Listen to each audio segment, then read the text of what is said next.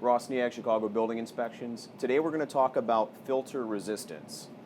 And without getting into massive amounts of technical data, we're going to look at three basic filters and what happens when you put them in and what it actually does to the blower and what we call overall static pressure, basically kind of blood pressure of a forced air system.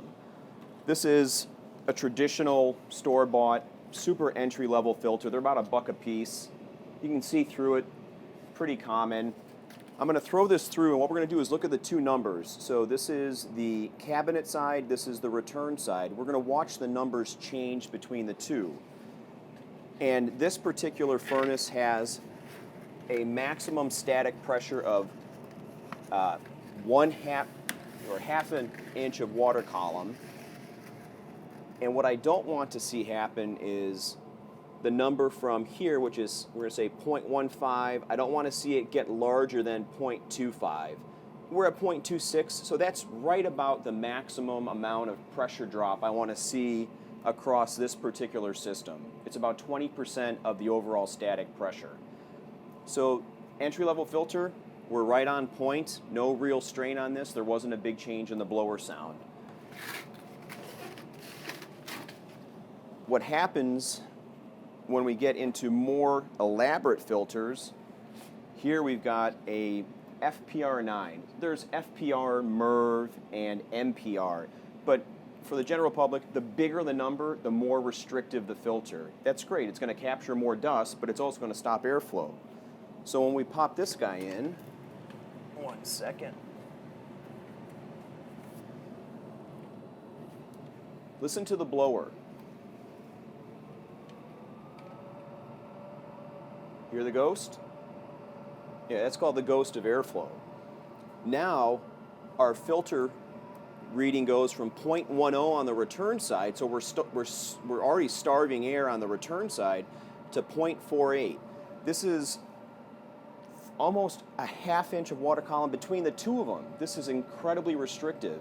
This is before this filter starts getting dirty. Blower's going to work harder. The heat exchanger is going to get hotter because it has less air moving past it. This is how you shorten the life of a furnace. The only way these filters work is if they're massive in size in terms of surface area or a lot thicker, like a 4 or 5 inch pleated media filter.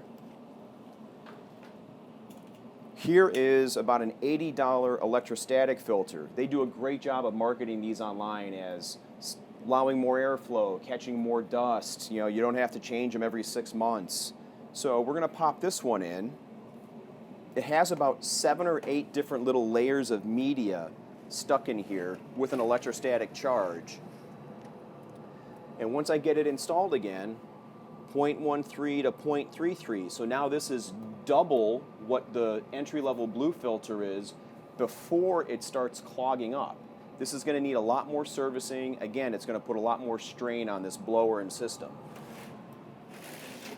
Years ago, I bought this same filter and then kept testing it until I could find out the right pressure drop. So this is the exact same filter, but now you can actually see through it because I took everything out and left only one thin layer of a filter, much like the blue one. And when I put this in, which way? There we go. We'll look at the static pressure drop again. This is just a shade dirty. I haven't cleaned it in a few weeks.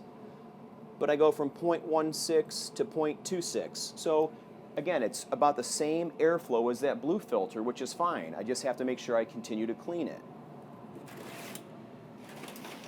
What you don't want to do, folks, is buy that white filter and not change it. This actually came out of an inspection, and it was so filthy and there was so much risk that we took it out, told the listing agent to tell the homeowner they need to change their filter. It was actually safer to have the filter out of it for a couple days. We made sure we had it in writing, but this is what happens. So stick with lower cost filters, change them often. If you want to get into more elaborate testing, you can with your HVAC contractor. They can do static pressure readings and airflow readings. That's all part of their services as well. But stick with entry-level filters. Chicago Building Inspections, professional reports, professional results.